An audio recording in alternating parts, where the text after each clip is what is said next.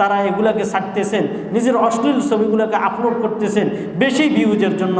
বেশি ভিউজ হলে মানুষ তাকে বাহাবা দিবে, নাচ গান করে এগুলাকে ছাড়তেছেন। এইগুলার কারণে নিজেও গুনাহ করতেছেন, জাতিকেও গুনাহ করতেছেন, নিজেও গুনাহ করতেছে, জাতিকেও গুনাহ করতেছেন। এভাবে যদি কেউ যদি নিজের চেহারাকে যদি প্রকাশ করে, তো একদিন একজন চেহারা দেখবে, আরেকদিন কি করবে, আরেকদিন করবে মেয়েটার সে একটু সাক্ষাৎ। আলহামদুলিল্লাহ আলহামদুলিল্লাহিল্লাযী লা জিদ্দা লাহু ওয়া লা নিদ্দা লাহু লা মিসলা লাহু ওয়া লা মাসীলা লাহু লা আউওয়ালা লাহু ওয়া লা আখিরা লাহু লা বিদায়াতা লাহু ওয়া লা নিহায়া লাহু ওয়া নাশহাদু আন লা ইলাহা ইল্লাল্লাহ ওয়া নাশহাদু আন্না সাইয়্যিদানা ওয়া সানাদানা ওয়া হাবিবানা وحبيب قلوبنا ومولانا محمدا عبده ورسوله أرسله بالحق بشيرا ونذيرا وداعيا إلى الله بإذنه وسراجا منيرا أما بعد فأعوذ بالله من الشيطان الرجيم بسم الله الرحمن الرحيم ولا تقربوا الزنا إنه كان فاحشة وساء سبيلا وقال سيدنا رسول الله صلى الله عليه وسلم لعن الله الناظر والمنظور إليه أو كما قال النبي عليه الصلاة والسلام اللهم صل على سيدنا محمد وعلى آل محمد كما صليت على إبراهيم وعلى آل إبراهيم إنك حميد مجيد اللهم بارك على محمد وعلى آل محمد كما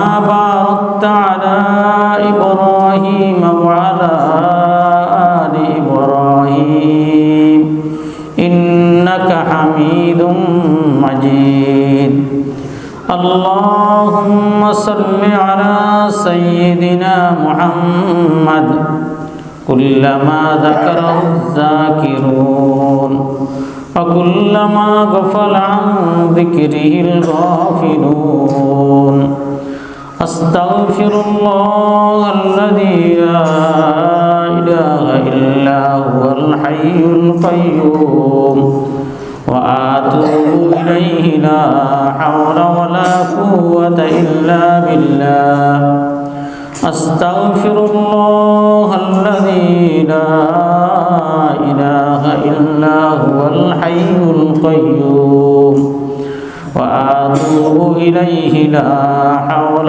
ولا قوة إلا بالله معزز محترم মুরব্বিয়ানি আযম আজিজ তলাবায়ে মাদ্রাসায়ে দারুল উলুম আল্লাহ তাআলার অসংখ্য অগণিত শুকরিয়া আদায় করি যে রব্বে কারীম আমাদের সকলকে দারুল উলুম মাদ্রাসা মসজিদে জুমার নামাজ আদায়ের লক্ষ্যে আসার এবং বসার তৌফিক দান করেছেন। রব্বে কারীমের শুকরিয়া আদায় করি আলহামদুলিল্লাহ। মহান রব্বুল আলামিনের মেহেরবানি আর অপূরন্ত দয়া শুকরিয়া। আল্লাহ তাআলা আমাদেরকে অনেক মানুষ থেকে বাছাই করে আগে আগে মসজিদে আসার তৌফিক দান করেছেন। এজন্য আমরা সকলেই শুকরিয়া আদায় করি আলহামদুলিল্লাহ। আল্লাহ তাআলা যাদেরকে মহব্বত করেন, যাদেরকে ভালোবাসেন, আল্লাহ তাআলা তাদেরকে নেক কাজ তৌফিক দান করেন। আল্লাহ তাআলা যাদেরকে ভালোবাসেন, আল্লাহ তাআলা তাদেরকে তার ঘরে আগে আগে আসার তৌফিক দান করেন।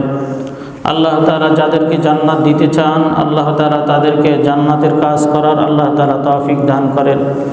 আল্লাহ যাদেরকে জান্নাত দিতে চান তাদের জন্য আল্লাহ তাআলা নেক কাজকে সহজ করে দেন। আর কারো উপর যদি আল্লাহ তাআলার যদি মেহেরবানি যদি না থাকে, কারো উপর যদি আল্লাহ তাআলা যদি দয়া না হয়, কাউকে আল্লাহ তাআলা যদি না বাসেন, তো তাকে আল্লাহ তাআলা নেক কাজ করার তৌফিক দেন না। তাকে আল্লাহ তাআলা তার ঘরে আসার তৌফিক দেন না, তাকে আল্লাহ তাআলা জান্নাতের কাজ করার তৌফিক দেন না। এজন্য সবচাইতে বড় বিষয় হলো আল্লাহ তাআলার দয়া, আল্লাহ তাআলার মেহেরবানি আমাদের উপর হয়েছে বিদায় আল্লাহ তাআলা আমাদেরকে তার ঘরে আসার তৌফিক দান করেছেন। তো আসলেই আমরা সকলেই আল্লাহ তাআলা ঘরে আসছি এজন্যই যে আল্লাহ তাআলাকে আমরা কিভাবে রাজি করতে পারি, আল্লাহ তাআলা আমাদের উপর কিভাবে খুশি হয়, সকলের চেষ্টা এটাই। এবং আমরা এমন এমন কাজ করব যে কাজের কারণে আল্লাহ তাআলা আমাদের উপর খুশি হন। আল্লাহ তাআলা যে কাজের কারণে আমাদেরকে কাল কিয়ামতের ময়দানে জান্নাত দান করবেন, যে কারণে আল্লাহ তাআলা আমাদেরকে জাহান্নাম থেকে মুক্তি দিয়ে দিবেন, সকলের চেষ্টা এটাই। আমাদের সমস্ত আম্বিয়া আলাইহিস সালামদের এক চেষ্টা ছিল যে সকলকে আল্লাহমুখী জিন্দেগি দান করা, সকলকে আল্লাহ তাআলা মুখী করা। এটা সমস্ত নবীদের কাজ ছিল। সমস্ত নবীরা দুনিয়াতে আসার পরে সবচাইতে বড় মেহনত আর মুজাহাদা করছেন এটাই যে তোমরা এক আল্লাহ তাআলাকে মানো, এক আল্লাহ ছাড়া তোমাদের আর কেউ নাই। তো আল্লাহ তাআলাকে মানা এটার মধ্যেই হইল আমার কামিয়াবি। বহু জিনিস আছে এটা আমার পছন্দ নয়, কিন্তু আল্লাহ তাআলার হুকুম তো মনে করতে হবে এটার মধ্যে আমার কামিয়াবি। বহু হুকুম আছে এরকম যেটা আমার পছন্দের, তবে আল্লাহ তাআলা ওই কাজ করলে নারাজ হয়, তাহলে ওই কাজ থেকে আমাকে বেঁচে থাকতে হবে। যেমন আমাদের সকলের শরীরের মধ্যে বেশ রকম চুলকানির রোগ হয়, মাঝে মধ্যে কারো হয় না এরকম নয়, জিন্দেগিতে একবার হলেও চুলকানির রোগ হয়। কিন্তু চুলকানি এটা বড় মজার এক রোগ। এটা যখন চুলকায় তখন খুব মজা লাগে, এরপরে চুলকানি যখন শেষ হয় তখন কি হয়, জ্বলতে থাকে। এই জন্য কোনো জ্ঞানী, কোনো বিচক্ষণ, কোনো বুদ্ধিমান তার শরীরের মধ্যে চুলকানি রোগ হইলে সে চুলকানি রোগ থাকুক এটা কেউই আশা করে না। সকলেই আশা করে তার চুলকানি যত দ্রুত ভালো হয়, ওই মজার দিকে কখনো তাকায় না। ঠিক আমার আপনার জিন্দেগির মধ্যে আল্লাহ তাআলা এরকম কিছু বিষয় আমার আপনার সামনে আসবে যেগুলোর মধ্যে মজা আছে, যেগুলোর মধ্যে কী হয়, সাময়িক মজা আছে, কিন্তু এটার ক্ষতি বড় মারাত্মক। যেমন মনে করেন আমরা একটা গুনাহ করলাম, যেরকম গুনাহ হইল মোবাইল দেখা, টাচ মোবাইলের দিকে নজর করা, টাচ মোবাইলের মধ্যে অশ্লীল ছবি দেখা। এই অশ্লীল ছবি দেখা, নিষিদ্ধ ছবি দেখা, খারাপ ছবি দেখা, উলঙ্গপনা ছবি দেখা, এই সবগুলা দেখার মধ্যে কি আছে, মজা আছে, সাময়িক মজা আছে। কিন্তু এটার জন্য কি করতে হবে, আল্লাহ তাআলার দরবারে আমাকে আপনাকে কাল কিয়ামতের ময়দানে দাঁড়াইতে হবে। আমাকে আপনাকে কি করতে হবে, দাঁড়াইতে হবে। আজকে মোবাইল আমাদের সকলের কাছে এসে গেছে, সকলের হাতে একটা একটা মোবাইল, কারো কারো ঘরে 2, 4টা 5টা পর্যন্ত মোবাইল আছে। আচ্ছা বলেন তো এই মোবাইল এটা কি নিষিদ্ধ নাকি? আমি এর আগেও একবার এক জুমাতে বলছি, কোনো মোবাইল কোনো নিষিদ্ধ নয়, কোনো মোবাইল কি নয়, নিষিদ্ধ নয়। প্রত্যেকটা মোবাইল এটা উপকারের জন্যই বানানো হয়েছে, এটা ব্যবহারের কারণে এটার ক্ষতি আমরা ভোগ করতেছি। তো এটা হলো ব্যবহারের কাছে। একটা ছুরি একটা সন্ত্রাসের হাতে থাকে, একটা ছুরি একজন আলেমের হাতে থাকে। আলেম যখন ছুরি হাতে নেয় তখন এটা নিয়ে গরু জবা করে, কোরবানির দিন কী করে, গরু জবা করে। তাইলে এই আলেমের ছুরি এটা কি ভালো কাজে ব্যবহার হয়েছে না খারাপ কাজে ব্যবহার হয়েছে? ভালো কাজে ব্যবহার হয়েছে। ঠিক একটা ছুরি যখন একটা সন্ত্রাসের হাতে থাকে তখন এটা কাউকে হত্যা করা হয়, কাউকে খুন করা হয়, কাউকে দুনিয়ার থেকে এই ছুরি মিটিয়ে দেয়। তো এই ছুরি সন্ত্রাসের হাতে যাওয়ার কারণে সন্ত্রাস এই ছুরিকে খারাপ কাজে ব্যবহার করছে। তার মানে ছুরি খারাপ এটা নয়, বরং খারাপকে যে সন্ত্রাস সেই খারাপ। এই জন্যই যখন কারো হাতে মোবাইল যায় তো মোবাইল মূলত খারাপ নয়, খারাপ হলো যারা মোবাইলকে অপব্যবহার করে তারাই খারাপ কাজ করে। কোনো ভাই ও বন্ধু ল্যাফের নিচে বসে যদি মোবাইল দেখে তো এটা সেই তো খারাপ কাজ করছে। তো মোবাইল তো কারোর সাথে প্রয়োজনে কথা বলার জন্যই বানানো হয়েছে।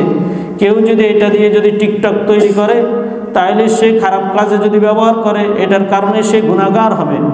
জনাব রাসূলুল্লাহ সাল্লাল্লাহু আলাইহি ওয়াসাল্লাম বলেন, লাআনাল্লাহুন নাযিরা ওয়াল মানযুরা ইলাইহি, লাআনাল্লাহুন নাযিরা ওয়াল মানযুরা ইলাইহি। যে ব্যক্তি দেখায় আর যে ব্যক্তি দেখে উভয়ের উপরেই আল্লাহ তাআলা লানত। কোনো ব্যক্তি যদি নিজের অঙ্গ প্রত্যঙ্গকে, নিজের সতর্কে যদি অন্য ব্যক্তিকে যদি দেখায় তাহলে সে গুনার কাজ করলো, তার উপর আল্লাহ তাআলা লানত। এই লানত অর্থ কি? লানত এটা আরবি শব্দ, এটার বাংলা যেটা বুঝি, লানতের ব্যাখ্যা যেটা মুফাসসিরিন কেরামান করছে, লানত মানে হলো বুরদ আনির রহমা, মানে আল্লাহ তাআলার রহমত থেকে দূরে থাকা। কোনো ব্যক্তির উপর যদি আল্লাহ তাআলা যদি লানত হয়, তাহলে এই ব্যক্তির কখনো তার ভাগ্যে রহমত আসবে না, সে কখনো রহমতের ভাগিদার হবে না, তার উপর কখনো আল্লাহ তার রহমত আসবে না। তাহলে কোনো ব্যক্তি যদি কাউকে যদি তার সতর্কে দেখায়, তাহলে সেই ব্যক্তি কী করলো? লানতের ভাগিদার হলো। কোনো ব্যক্তি যদি তার কারো সতর্কে যদি দেখে, তাহলে সেও লানতের ভাগিদার হলো। একজন পুরুষের সতর হলো তার নাভি থেকে হাঁটু পর্যন্ত, এই নাভি থেকে হাঁটু পর্যন্ত যে জায়গাটা, এটা হলো সতর। বাকিটা যদি আমি দেখাই, তাহলে আমি গুনাহের কাজ করলাম। এখন আমি যদি গোসল করতে গেলাম কোনো ঘাটের মধ্যেই, তো গোসল করতে যাই আমি সাবান দিলাম, সাবান দিতে দিতে আমার কাপড়টাকে হাঁটুর উপরে উঠিয়ে তুললাম, তো এটাও আমি লানতের ভাগিদার হইলাম। রাসূলুল্লাহ সাল্লাল্লাহু আলাইহি সাল্লাম বলেন, আল ফাখযু আওরাতুন, আল ফাখযু আওরাতুন, মানুষের যেটা রান এটাও সতর। তাহলে এই একটা রানকে যদি কেউ কাউকে দেখায়, তো সে তার উপর আল্লাহ তাআলা লানত, আর কেউ যদি এটা দেখে তার উপর আল্লাহ তাআলা লানত। এখন কেউ যদি ক্ষেতের মধ্যে ফসল লাগাইতে যায় যদি গোছ দেয়, তাহলেও সে আল্লাহ তাআলা লানতের ভাগিদার হলো, আর যারা দেখে তারাও আল্লাহ তাআলা লানতের ভাগিদার হলো। যেহেতু রাসূলুল্লাহ সাল্লাল্লাহু আলাইহি সাল্লাম লানাল্লাহুন নাজির ওয়াল মানজুর ইলাইহি, আল্লাহ তাআলা লানত ওই সমস্ত ব্যক্তিদের উপর যারা নিজের সতর্কে দেখায় আর যারা সতর্কে দেখে। তাহলে শুধুই একজনই শুধু লানতের ভাগিদার হয় এটা নয়, বরং দুই ব্যক্তি লানতের মধ্যে পড়ে, যে ব্যক্তি সতর্কে দেখায় আর যে ব্যক্তি সতর্কে দেখে। এখন আমার কোনো বোন ও ভাইও যদি অশ্লীল কোনো ছবি এরকম অশ্লীল ছবি দিয়া সে যদি টিকটক করে, আর টিকটকের মধ্যে যদি নিজের চেহারাকে ছাড়ে, আমার কোনো বোন যদি তার চেহারাকে টিকটকের মধ্যে ছাড়ে, আমার কোনো বোন যদি তার ছবিকে ফেসবুকের মধ্যে ছাড়ে, তাহলে যারা দেখলো তারাও লানতের ভাগিদার হলো, আর যে দেখায় সেও লানতের ভাগিদার হলো। তাইলে এটা কার? বল যে লানতটা এত বড় মারাত্মক। রাসূল সাল্লাল্লাহু আলাইহি ওয়াসাল্লামের হাদিসের ব্যাখ্যাকারগণ বলেন যে লানত যদি আসমানের দিকে যায়, তখন আসমানের সমস্ত দরজা বন্ধ হয়ে যায়, আর যদি লানত জমিনের দিকে আসে, তখন জমিনেরও সমস্ত দরজা বন্ধ হয়ে যায়। লানত এত মারাত্মক। তাইলে কোনো ভাই ও বন্ধু এরকম নিজের ছবিকে, অশ্লীল ছবিকে পোস্ট করে, তাহলে সে বড় গুনাহগার হলো। আর কোনো ব্যক্তি যদি দেখে, সেও গুনাহগার হলো। এজন্য কোনো ভাই ও বন্ধু এই জাতীয় কোনো পোস্ট মোবাইলের মধ্যে করা এটা কখনো ঠিক নয়।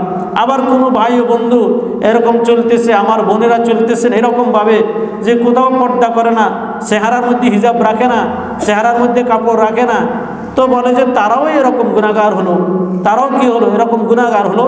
রাসূলুল্লাহ সাল্লাল্লাহু আলাইহি ওয়াসাল্লাম বলেন, জানাল আইনি আন নজরু, চোখের জানা হলো দেখা। কোনো ব্যক্তি কি করে, চোখ দিয়ে কাউকে দেখলো, তাহলে সে এটা কি করলো? গুনাহ করলো। একজন মহিলাকে দেখলো, তো সে তাকিয়ে থাকলো, তাকিয়ে থাকার কারণে তার চোখের জানা হইতেছে। আর কেউ এরকম কাউকে দেখে, তার সাথে মুখ দিয়ে কথা বলে, তাহলে সে মুখের জানা করলো। তো বলে যে তার অঙ্গ প্রত্যঙ্গ দ্বারা গুনাহ করে, তাহলে অঙ্গ প্রত্যঙ্গের গুনাহ হলো। তা আজকে আমরা আমাদের চোখের হেফাজত কি করতে পারতেছি? বলেন, আমরা চোখের হেফাজত করতে পারতেছি না। অথচ এই একটা চোখের হেফাজত আমরা না করি, তাহলে কালকে আমাদের ময়দানে আমি ঈমান নিয়ে যাইতে পারবো কিনা সেটাও সন্দেহ আছে। আমি হয়তো বেঈমান হইয়া দুনিয়ার থেকে যাইতে হবে। আর অপরদিকে কোনো ব্যক্তি চোখের হেফাজত করে, তাহলে 10,000 রাকাত তাহাজ্জুদের নামাজ পড়লে যে এরকম নেকি হয়, শুধুই মাত্র চোখের হেফাজত করার কারণে আল্লাহ তাআলা তার আমলনামার মধ্যে 10,000 রাকাত তাহাজ্জুদ নামাজ পড়লে যে এরকম নেকি, এইরকম নেকি দান করবেন। তাহলে চিন্তা করার বিষয় যে আমি রাস্তাঘাটে হাঁটতেছি, আমার যে চোখ নামক আল্লাহ তাআলা যে হেডলাইট দিছে, এটাকে একটু নামিয়ে নিই, নজর পড়ার সাথে সাথেই আমি নামিয়ে নিই। নামিয়ে নিয়ে কি হবে? নামিয়ে নিলে কি হবে? রাসূলুল্লাহ সাল্লাল্লাহু আলাইহি সাল্লাম বলেন, আন-নাজরু সাহাবুন মাসমুমুন মিন সিহাবি ইবলিস, বলে যে এই যে নজর করলা, একজনকে তুমি দেখলা, এটা ইবলিসের বিষাক্ত তীর থেকেই একটা তীর। ইবলিসের যত বিষাক্ত তীর আছে, এই তীর সমূহ থেকে একটা তীর। যেন তুমি কোনো বেগানা মহিলাকে তুমি দেখলা, বেগানা নারীকে দেখলা, চাই মোবাইলের মাধ্যমে হোক, চাই ছবির মাধ্যমে হোক, চাই ফটোর মাধ্যমে হোক, চাই সরাসরি হোক, তুমি দেখে থাকো, তাহলে যেন শয়তানের একটা বিষাক্ত তীর তোমার অঙ্গের মধ্যে ঢুকে গেল। তাইলে শয়তান বিষাক্ত তীর আমার অঙ্গের মধ্যে ঢুকে যায়, কারো শরীরের মধ্যে বিষাক্ত তীর ঢুকে, তাহলে আপনারা বলেন, তাইলে এই ব্যক্তি কি জীবিত থাকতে পারে? এই ব্যক্তি জীবিত থাকতে পারে না। তাহলে ঠিক কোনো ব্যক্তি যদি এরকম বেগানা মহিলার যদি ফটো দেখে, বেগানা মহিলার যদি ছবি থাকে, বেগানা মহিলার যদি ছায়াছবি থাকে, বেগানা মহিলার যদি কোনো উলঙ্গ যদি ছবি থাকে, আরও অশ্লীল যদি ছবি থাকে, তো এই সবগুলো দেখার কারণে এই ব্যক্তি ঈমান মরে গেল। এই ব্যক্তির কী হয়ে গেল? ঈমান মরে গেল, দিল মরে গেল। আমাদের দিলের সাথে, ঈমানের সাথে বিশেষ এক সম্পর্ক, আমার দিলটা মরে গেল। রাসূল সাল্লাল্লাহু আলাইহি সাল্লাম বলেন, মান তারাকাহা মাখাফাতান লিল্লাহ, কোনো ব্যক্তি যদি আল্লাহ তাআলার ভয়ে যদি এটাকে যদি ছেড়ে দেয়, তো ছেড়ে দিলে কি হবে? বলে আতাহুল্লাহু ঈমানা, আল্লাহ তাআলার সাথে সাথেই তাকে ঈমানের মতো দৌলত দান করিবেন। আল্লাহ তাআলা তাকে সাথে সাথে ঈমানের মতো দৌলত দান করবেন। ইয়াজিদু হালাওয়াতাহু ফি কলবিহি, এবং বড় আশ্চর্যের কথা হলো, সে যখনই নজরটাকে হেফাজত করলো, এমন ঈমান আল্লাহ তাআলা তাকে দিবেন, সে সাথে সাথে এটা তার অন্তরের মধ্যে এই ঈমানের মজাও পাইবে, অর্থাৎ তার দিলটা খুশি হয়ে যাইবে। হাদিসের ব্যাখ্যাকারগণ লেখেন, কোনো ব্যক্তি যদি এই রকম যদি নজরকে যদি হেফাজত করলো, কারো প্রতি নজর পড়ার কারণে হেফাজত করার সাথে সাথে আল্লাহ তাআলা মূলত তার দিলের মধ্যে ঈমান মানে ঈমানের বিশেষ এক নূর দান করবেন। আর কোনো ব্যক্তির যদি এই ঈমানের নূর যদি নসিব হইয়া যায়, তো আমার শায়েখ পীর ও মুর্শিদ হাফেজ মাওলানা মুস্তাফিজুর রহমান রহমতুল্লাহ আলাইহি যখন আমাদেরকে এই হাদিসটা পড়াইছেন, তখন বলছিলেন এই কথা, কোনো ব্যক্তির যদি হালাওয়াতি ঈমানই যদি একবার হইয়া যায়, ঈমান যদি একবার যদি দিলের মধ্যে ঢুকে যায়, তাহলে সে কখনো বেঈমান হবে না। তারে চিন্তা করার বিষয় হলো কত বড় শুকরিয়ার বিষয়, যদি আমি নজরে হেফাজত করতে পারি ফেসবুক থেকে, টিকটক থেকে, ইউটিউব থেকে, তাহলে আমার ঈমান নসিব হবে। আর কোনো ব্যক্তির যদি আল্লাহ মাফ করুক নজর যদি হেফাজত না করতে পারে, তাহলে এর মতো বড় গুনাহগার আর কোনো ব্যক্তি হইতে পারে না। হাকিম আফতার সাহেব তিনি তেনার একটা কিতাবের মধ্যে লিখছেন, এক মুয়াজ্জিন এরকম মসজিদের মিম্বরের মধ্যে উঠছে আজান দেওয়ার জন্য। তো আজান দিতে উঠি, মিনারা আগে ছিল, মিনারা সিস্টেমে মসজিদগুলো ছিল, তখন মাইকের কোনো ব্যবস্থা ছিল না। তো তিনি এখানে উঠার পরে তেনার একটা সুন্দরী মহিলার প্রতি নজর পড়ছে। তিনি ওইখান থেকে আসি নিচে নামছে, নিচে নামি তেনার মধ্যে উদাসীনতা। তিনি খবর নিলেন এই মেয়েটা কার। তো শুনলেন যে একজন পুরুষ এই জায়গার মধ্যে বাসা ভাড়া নিছে, খ্রিস্টান পুরুষ, খ্রিস্টান পরিবার, তার মেয়ে। তখন সে খ্রিস্টান পরিবারের ও মেয়ের বাবাকে ডাকলেন, ডাকি বললেন, আপনার মেয়েকে আমি বিবাহ করতে চাই। মসজিদের মুয়াজ্জিনে কার জন্য প্রস্তাব দিয়েছেন বলেন? একজন খ্রিস্টান মেয়ের জন্য প্রস্তাব দিলেন। তো খ্রিস্টান বললেন যে কথা, তুমি যদি আমার মেয়েকে যদি বিবাহ করতে চাও, তাহলে প্রথম শর্ত হলো আমরা খ্রিস্টান, তোমাকেও খ্রিস্টান হইতে হবে। তো সাথে সাথে এই ব্যক্তি মাআযাল্লাহ, আল্লাহ আমাদের সকলকে হেফাজত করুক, এইরকম বদনজরি থেকে আমাদের সকলকে আল্লাহ তাআলা বেঁচে থাকার তৌফিক দান করেন। তো এই ব্যক্তি কি করলেন? সাথে সাথে খ্রিস্টান ধর্ম গ্রহণ করছেন। করি তার বাসা ছিল দোতলায়, দোতলার দিকে সে এক পা দুই পা করে মেয়ের বাবার সাথে উঠতেছে, মেয়ের সাক্ষাতে যাইবে। যখন একটু একটু করে উপরে গেল, তখন সাথে সাথে হোঁচটকায় পড়ে মাথাটা ফেটে সেখানেই ইন্তেকাল করছেন। তাহলে আপনারা বলেন, এই ব্যক্তি শুধুই মাত্র মসজিদের মিনারার মধ্যে উঠছে আজান দেওয়ার জন্য, একটা মেয়েকে একবার নজর করলো, একটা মেয়েকে একবার মাত্র দেখলো, দেখার সাথে সাথে খায়সাতে নফসানির কারণে তার ঈমানও চলে গেল, বেঈমান হইয়া খ্রিস্টান ধর্ম কবুল করলো। আবার মেয়ের সাক্ষাতের আগেই তাকে আল্লাহ তাআলা দুনিয়ার থেকে নিয়ে গেলেন। এখন বলেন, এটা কি ঈমান নিয়ে দুনিয়ার থেকে গেছে না বেঈমান হইয়া দুনিয়ার থেকে গেছে? বলেন, বেঈমান হইয়া দুনিয়ার থেকে গেছে। তাহলে এখন চিন্তা করেন, শুধুই মাত্র একবার নজর করার কারণে এই ব্যক্তির যদি এত মারাত্মক অবস্থা হয়, তা আমার আপনার কি অবস্থা হইতেছে? আমার আপনার কী রকম অবস্থা হইতেছে? আমরা কী রকম বদনজরি করতেছি, কী রকম চোখের জেনা আমরা করতেছি, কী রকম গুনাহ আমরা করতেছি। তো গুনাহকে আজকে যদি গুনাহ মনে করি, তাহলে আমাদের কামিয়াবি আছে। আমাদের কি আছে বলেন? গুনাহকে যদি কোনো ব্যক্তি যদি গুনাহ মনে করেন আপনি ফেসবুকের মধ্যে নাউজুবিল্লাহ অশ্লীল একটা ছবির প্রতি নজর পড়ছে, আপনি আরেকবার দেখছেন। প্রথম তো নজর পড়ার কারণে আল্লাহ তাআলা আপনাকে মাফ করলো, হঠাৎ করে নজর পড়লো, কিন্তু দ্বিতীয়বার আপনি যখন দেখলেন, তখন তো এটা আপনি ইচ্ছা করে দেখলেন, এর কারণে আপনি গুনাহগার হয়ে গেছেন। এখন আপনি গুনাহগার হওয়ার কারণে যদি ঈমানওয়ালা গুনাহ করে, সে কখনো বসে থাকতে পারে না। ঈমানওয়ালার থেকে যখন গুনাহ হয়ে যায়, তখন ঈমানওয়ালার সাথে সাথে তওবা করে। আর কোনো ব্যক্তি যদি গুনাহ হয়ে যাওয়ার পরে যদি তওবা করে, তো সে আল্লাহ তাআলার কাছে খুবই গ্রহণীয়। কীরকম? হাদিসে পাকের মধ্যে রাসূলুল্লাহ সাল্লাল্লাহু আলাইহি সাল্লাম বলেন, আত-তাইবু হাবিবুল্লাহ, গুনাহ থেকে তওবাকারী আল্লাহ তাআলার বন্ধু। কোনো ব্যক্তি যদি গুনাহ থেকে যদি তওবা করে, তখন সে আল্লাহ তাআলার বন্ধু হয়ে যায়। আর একটা জিনিস খেয়াল রাখবেন, মানুষ বাবা কোন সন্তানের প্রতি বেশি তাকায় বলেন? কোন সন্তানকে মা বাবা বেশি মহব্বত করে? কোন সন্তানের প্রতি মা বাবার বেশি দয়া হয়? কোন সন্তানের প্রতি মা বাবা বেশি পেরেশান হয়? কোন সন্তানের জন্য বলেন? যেটা সবচাইতে দুষ্ট প্রকৃতির, যেটা কি হয় দুষ্ট প্রকৃতির হয়। মা তাকে মহব্বত করে, মহব্বত মানে কি তার জন্য দোয়া করে, তার জন্য কান্নাকাটি করে, সাইনি ছেলেটা একটু ভালো হয়, ছেলেটা কি হয় একটু ভালো হয়। এজন্যই সন্তান যতই অন্যায় করে মায়ের কাছে তার আপন সন্তান, বাবার কাছে তার আপন সন্তান। আচ্ছা মনে করেন একটা সন্তান যদি তার মাকে যদি ভাত না দেয়, মা এটাকে ঘর থেকে বাহির করে দেয়নি? না, কখনো নয়। মা বলে এটা আমারই সন্তান, এটা আমার নার কাটা সন্তান, এটাকে আমি 10 মাস 10 দিন পর্যন্ত গর্ভে ধারণ করছি, এটার গর্ভে ধারণে কি পরিমাণ কষ্ট হয়েছে এটা আমি আর আল্লাহ ছাড়া জগতের কেউ জানে না। এজন্য দুষ্ট ছেলেকে যদি কখনো বাবা যদি গরম হয়, মা বলে এত বকিও না, একদিন ভালো হয়ে যাবে, একদিন কে যাবো কন ভালো হয়ে যাবো। ঠিক আল্লাহ তাআলা, যে ব্যক্তি আল্লাহ তাআলা নাফরমানি করে, যে বান্দা আল্লাহ তাআলা নাফরমানি করে, আল্লাহ তাআলা বান্দার দিকে তাকাই থাকেন। আল্লাহ তাআলা তার ওই নাফরমান বান্দার দিকে তাকাই থাকেন। সাইনি বান্দা এই কথা বলে, আল্লাহ আমাকে আপনি মাফ করে দেন, আল্লাহ আমি অপরাধী, আল্লাহ আমি আপনার কাছে ক্ষমা চাই। কোনো বান্দা যদি আল্লাহ তাআলার কাছে যদি দিল থেকে যদি এই কথা বলে, আল্লাহ আমি অপরাধী, আপনি আমাকে মাফ করে দেন, আল্লাহ অবশ্যই অবশ্যই তাকে মাফ করে দিবে। কি রকম মাফ করবে? হাদিসে পাকের মধ্যে রাসূলুল্লাহ সাল্লাল্লাহু আলাইহি সাল্লাম আমাদেরকে সান্ত্বনা দেন। কি বলে সান্ত্বনা দেন? আত্তাইবু মিনাজ যামবি কামাল্লা যামবারাহু, আত্তাইবু মিনাজ যামবি কামাল্লা যামবারাহু। গুনাহ থেকে তওবাকারী ওই রকম আল্লাহ তাআলার কাছে যে রকম আজকে সদ্য প্রসূত সন্তান, যে ব্যক্তি আজকে মাত্র দুনিয়ার মধ্যে ভূমিষ্ঠ হলো, তার যে রকম কোনো গুনাহ নাই, একটা গুনাহগার ব্যক্তি যদি গুনাহ থেকে যদি তওবা করে, সেও আল্লাহ তাআলার কাছে এরকম প্রিয় হয়ে যায়।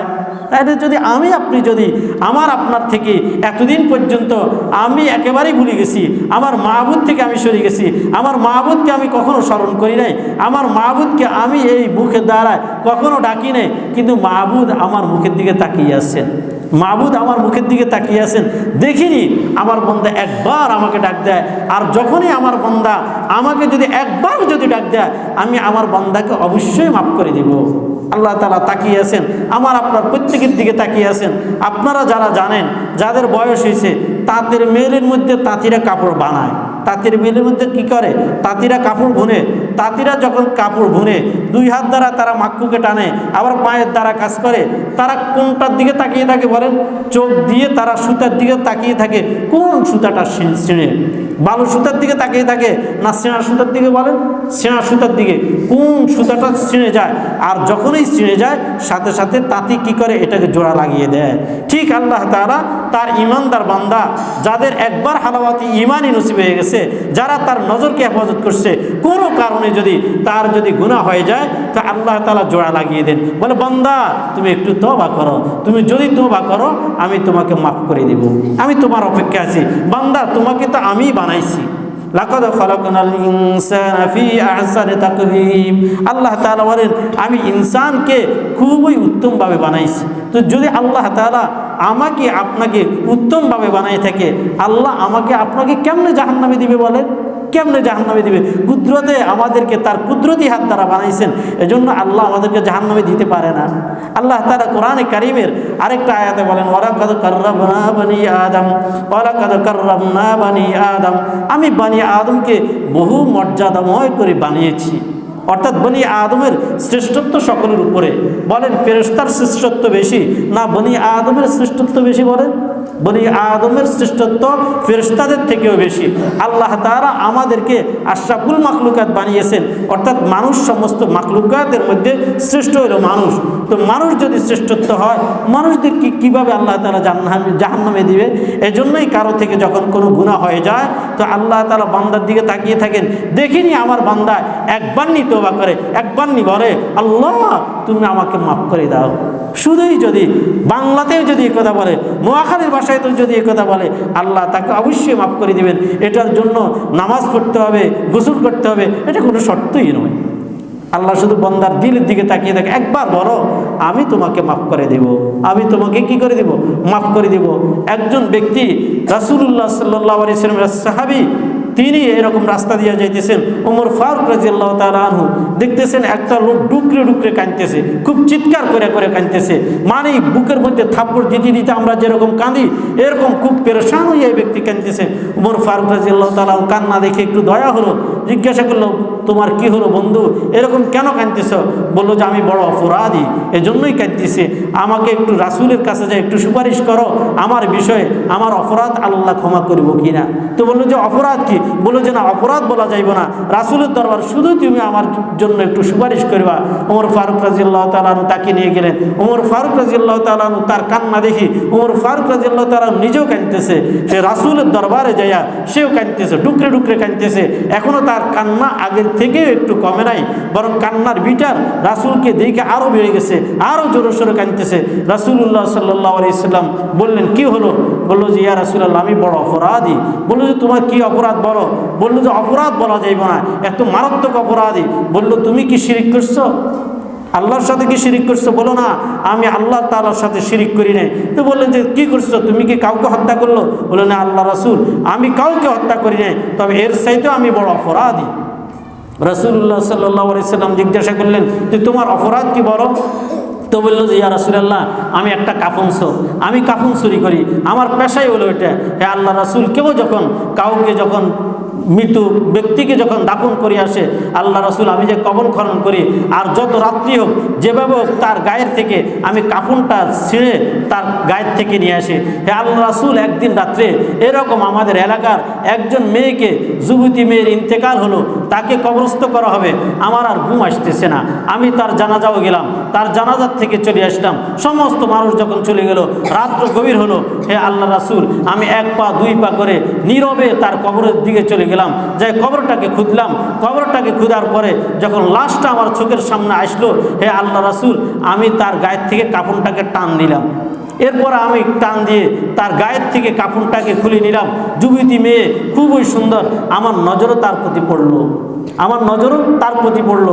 আমি বলছিলাম এই কথা, এক নজর কত মারাত্মক, নজর যখন পড়লো আমি কাপড় নিয়ে চলে আসলাম। আসার পরে শয়তান আমার উপর চাওয়ার হলে শয়তান আমাকে বলল, একটা যুবতী মেয়েকে, এত সুন্দরী মেয়েকে, পরীর মতো মেয়েকে তুই সামনে পাইছ, কেমনে ছাড়ি দিলা, একটু তো ভোগ করতে পারতি। ইয়া আল্লাহ রাসূল, শয়তান আমার উপর খুবই চাওয়ার হলো, শয়তান আমার গাড়ির উপর চাপিয়ে বসলো। আমি শয়তানের প্ররোচনায় পড়ি আবার কবরে গেলাম, মাটি সরাইলাম, লাশটা আমার সামনে ভাসে উঠলো। আমি তার সাথে অপকর্মে লিপ্ত হয়ে গেলাম। এরপর আমি অপকর্ম থেকে লিপ্ত হয়ে আমি যখন কবরের থেকে উঠলাম, উঠার পরে গায়েবীভাবে যেন আমার কানে একটা আওয়াজ আসলো, ওই মেয়ের কণ্ঠে। মেয়ে আমাকে বলতেছে, আমাকে আমার আত্মীয় স্বজন এত সুন্দর করে পবিত্র করে সুন্দর করে গোসল করাইলো, আমি পবিত্রতার সহিত আল্লাহ তাআলার সামনে উঠবো, জীবনে কখন আমার গুনাহ হয় নাই, তুমি আমাকে নাফাক করে দিলে, আমি এই নাফাক শরীরে কেমনে আল্লাহ তাআলার দরবারে যাইব? হে যুবক, কেমনে তুমি এই কাজ করলে? হে যুবক, কেমনে তুমি এই কাজ করলে? বলে যে এই কণ্ঠটা হে আল্লাহ রাসূল এখন আমার কানে বাজে, আল্লাহ কি আমাকে মাফ করবে? আল্লাহ রাসূল সাল্লাল্লাহু আলাইহি সাল্লাম তাকে কোনো আশ্বস্ত করলেন না। সে চিৎকার দিয়ে কাঁদতে শুরু করলো।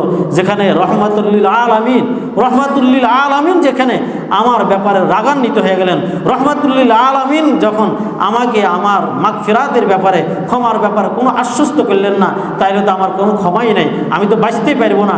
সে পাহাড়ের দিকে চলে গেল, পাহাড়ে যায়, সেখানে 40 দিন পর্যন্ত ইবাদত করলো আর চিৎকার করে করে কাঁদতেছে, আল্লাহ তুমি ছাড়া আর আমার কেউ নাই, আল্লাহ তুমি ছাড়া আমার কেউ নাই, তোমার হাবিবও আমাকে ক্ষমার কোনো কথা শুনাই নাই, আমাকে কেউ কোনো খোঁজখবরই শুনাই নাই, আল্লাহ জাহান্নাম ছাড়া আমার কোনো উপায় নাই, আল্লাহ তুমি যদি আমাকে জাহান্নাম থেকে মুক্তি দাও তাহলে আমি মুক্তি পাইতে পারি, নতুবা আমার মুক্তির কোনো অবস্থাই নেই। এ কথা বলতেছে, চিৎকার দিয়ে কাঁদতেছে।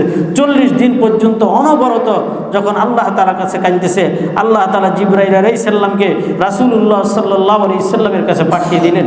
জিবরাইল আলাইহিস সালাম আসি, যেভাবে আল্লাহ তাআলা বলছেন এভাবেই জিবরাইল আলাইহিস সালাম আসি রাসূলুল্লাহ সাল্লাল্লাহু আলাইহি সাল্লামকে জিজ্ঞাসা করলো, হে আল্লাহ রাসূল, বলেন তো আপনাকে কে বানাইছে? তো বললো আল্লাহ তো বানাইছে। সমস্ত মাখলুককে কে বানাইছে? বলে আল্লাহ তো বানাইছে। বলে সমস্ত মাখলুককে রিজিক দেন কে? বলে আল্লাহই তো দান করেন। বলে আল্লাহ রাসূল, সমস্ত মানুষ অন্যায় আর অপরাধ করলে ক্ষমা করেন কে? বলে আল্লাহই তো ক্ষমা করেন। বলে তাইলে কেন আপনি কেন ওই যুবককে কেন নিরাশ করে দিলেন? যেই যুবক যখন আপনার কাছে আসলো এত বড় অপরাধ কইরা, আপনি কেন তাকে ক্ষমার বাণী শুনাইলেন না? আল্লাহ তাআলা তাকে ক্ষমা করে দিয়েছেন। তারই চিন্তা করার বিষয়, এত বড় মহা অপরাধ, যেই ব্যক্তির মতো মহা অপরাধী এখন আমরা মসজিদে যারা বয়ান শুনলাম, আমাদের কাছে তো এত বড় খবিস, এত বড় মহা অপরাধী আর কেউ হইতে পারে না। এত বড় মহা অপরাধকে যদি আল্লাহ তাআলা যদি মাফ করে দিতে পারেন, তো আমাকে আপনাকে কি আল্লাহ তাআলা মাফ করে দিতে পারেন? আজকে গুনাহ করতেছি মোবাইলের মাধ্যমে, অনেক ভাই ও বোনেরা টিকটক বানাইতে যাইতে চায়, আরেকদিন তার সাক্ষাতে যাবে, এরপরে আস্তে আস্তে জানার মধ্যে লিপ্ত হবে। কোরআনে কারিমের বনি ইসরাঈলের 32 নম্বর আয়াতের মধ্যে আল্লাহ তাআলা বলেন, ওয়ালা তাকরাবুজ জিনা ইন্নাহু কানা ফাহিশাতান ওয়া সাআ সাবিলা। আল্লাহ তাআলা বলেন, ওয়ালা তাকরাবুজ জিনা, তোমরা জিনার নিকটেও যেও না, ইন্নাহু কানা ফাহিশাতান ওয়া সাআ সাবিলা, নিশ্চয় জিনার নিকটে যাওয়া এটা হলো সবচাইতে অশ্লীল কাজ এবং এটা হলো মন্দ পথ। কোনো ব্যক্তি জেনার পথেও যেন না যায়, জেনার অশ্লীলতার কাছেও যেন না যায়, জেনার নিকটবর্তীও যেন না হয়। তাহলে জেনার নিকটবর্তী কি? জেনার নিকটবর্তী হলো এটা যে কোনো মেয়েকে দেখা, কোনো মেয়েকে গোপনে দেখা, কোনো মেয়েকে প্রকাশ্যে দেখা, এটা সম্পূর্ণভাবে অপরাধ। এটা সম্পূর্ণভাবে কি? অপরাধ। আবার মেয়েরাও এরকম ছেলেদেরকে গোপনে দেখা, গোপনে স্বাদ গ্রহণ করা, এইটাও মহা অপরাধ। এবং যদি কেউ যদি একটা যদি নাম্বার পেয়ে যায়, তার সাথে গোপনে কথা বলা, এটাও মহা অপরাধ। এটাও কি? মহা অপরাধ। তাহলে আজকে আমাদের সমাজের মাধ্যমে, মোবাইলের মাধ্যমে যেভাবে আজকে গুনাহ চড়াইছে, এটা কি এক ঘর দুই ঘর না, প্রতিটা ঘরের মধ্যেই চলতেছে বলেন? আগে সিনেমা হল শুধুই ছিল রূপসা সিনেমা হল। সোমনি বাজারে কয়টা সিনেমা হল ছিল? 2টা সিনেমা হল ছিল।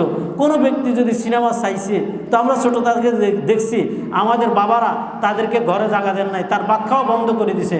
আমাদের মায়েরা তাদেরকে ঘরে জায়গা দেন নাই। সিনেমা কেন দেখছে? এটার জন্য। সিনেমা হলে যেগুলোই চলতো একটু শালীন ছিল, কিন্তু আমাদের মোবাইলে যেগুলো চলে এগুলো কি শালীন আছে বলেন? এগুলো শালীন নাই। নগ্নতা, বেহায়াপনা একেবারেই বেশি বাড়ি গেছে। এইরকম নগ্নতার কারণে, বেহায়াপনার কারণে সে নিজে শেষ হবে না, জাতিকেও শেষ করবে বলেন? জাতিকেও শেষ করবে। কোনো ব্যক্তি যদি গুনাহ করে, তো গুনাহের কারণে আল্লাহ তাআলা নারাজ হয়, শয়তান খুশি হয়, জাহান্নামের নিকটবর্তী হয়, জান্নাত থেকে দূরে চলে যায়, দুর্ভিক্ষ দেখা দেয়, অনাবৃষ্টি দেখা দেয়। আর এই ব্যক্তির সবচাইতে বড় ক্ষতি হলো এটা, যে ব্যক্তি গুনাহগার, এই ব্যক্তিকে সকলেই ঘৃণা করে। এই ব্যক্তিকে সকলে কি করে? ঘৃণা করে। বলেন, একজন বাদশাহ একটা হুজুরকে তার রাজদরবারে খুশি হয়ে ডাকছে, ডাকে বলল, হুজুর আপনি সবসময় আমার দরবারের মধ্যে থাকবেন, আমি চাই সবসময় রাজমহলের আপনি আশেপাশে থাকবেন। তো হুজুর বললেন, আপনি কি আমাকে গভীরভাবে মহব্বত করেন? বললো যে হ্যাঁ, আমি তো আপনাকে গভীরভাবে মহব্বত করি, অন্তর দিয়ে ভালোবাসি। বলল যে আপনার যত দাস দাসী আছে, আপনার রাজমহলের মধ্যে যত চাকর নকর, মহিলা চাকর নকর আছে, আমি যদি কারোর সাথে জেনা করি, আপনি কি এটা বরদাস্ত করবেন? বাদশার সাথে সাথে রেগে মেগে গরম হয়ে গেল, তুমি এত বড় স্পর্ধা কী করে হলো? একজন মোল্লা মানুষ, তুমি রাজমহলের মধ্যে আমার দাসীদের সাথে তুমি খারাপ কাজ করবে, জেনার কাজ করবে, এটা কিছুতে মেনে নেওয়া যায় না। তো বললো, আমি তো জেনা করি নাই, শুধু বলছি। এতে আপনি এত রাগ হয়ে গেছেন, এতে আপনি রাগ হয়ে গেছেন। তা আমরা যে কত অপরাধ করি আল্লাহ তাআলার দরবারে, সেটার কি অবস্থা হবে? আমি এক রাজার দরবারে আছি, যে রাজার সামনে বড় অপরাধ করি, রাজা কখনো মাপ আমাকে ধরেন না, রাজা পাকড়াও করেন না, রাজা আমাকে মাফ করে দেন। আমার মালিক হইল, আমার রাজা হইল আল্লাহ তাআলা। তাইলে বলেন, আমরা সাধারণ মানুষ হইয়া আমার সন্তানের সাথে নাউজুবিল্লাহ কেউ যদি কোনো গুনাহের কাজ করে, আমার প্রতিবেশীর সাথে যদি কেউ গুনাহের কাজ করে, আমি তাকে বরদাস্ত করব না, আমি তাকে ঘৃণা করব। অথচ আমরা আল্লাহ তাআলার সাথে কত অপরাধ করতেছি। আমরা চোখের জানা কি পরিমাণ করতেছি, আমরা কি পরিমাণ আমাদের মোবাইলের মধ্যে অশ্লীল ছবি দেখি, আল্লাহ তাআলাকে নারাজ করতেছি। তো একটু মানুষ হইয়া যদি আমরা যদি আমাদের সন্তানদের অপরাধ, প্রতিবেশীর অপরাধ আমরা যদি সহ্য না করতে পারি, একজন গুনাহগারকে যদি আমরা যদি ঘৃণা করি, তো বলেন মাবুদের দরবারে কি পরিমাণ আমরা গুনাহ করতেছি, আল্লাহ তাআলা কি পরিমাণ আমাদেরকে শাস্তি দেওয়ার কথা, কিন্তু আল্লাহ তাআলা আমাদেরকে মাফ করে দিতেছেন। তো পরিশেষ কথা হলো এটাই যে মোবাইল সংক্রান্ত গুনাহ আমরা যেগুলো করতেছি, আল্লাহ সকলকে মোবাইল সংক্রান্ত গুনাহ থেকে বেঁচে থাকার তৌফিক দান করেন। প্রত্যেকে আল্লাহ তাআলার কাছে তওবা করব, আল্লাহ যেন আমাদের সমস্ত গুনাহ যেন মাফ করে দেন। আমরা যদি মাফ চাই আল্লাহ তাআলার কাছে, আল্লাহ তাআলা শুধুই মাফ করে দিবেন তাই নয়, বরং আল্লাহ তাআলা ঘোষণা দিয়েছেন, আত্তাইবু হাবিবুল্লাহ, গুনাহগার যদি তওবা করে আল্লাহ তাআলার কাছে, তাহলে সে সাথে সাথে আল্লাহ তাআলা বন্ধু হয়ে যায়। তাহলে আমরা আজকে থেকে কি হব বলেন?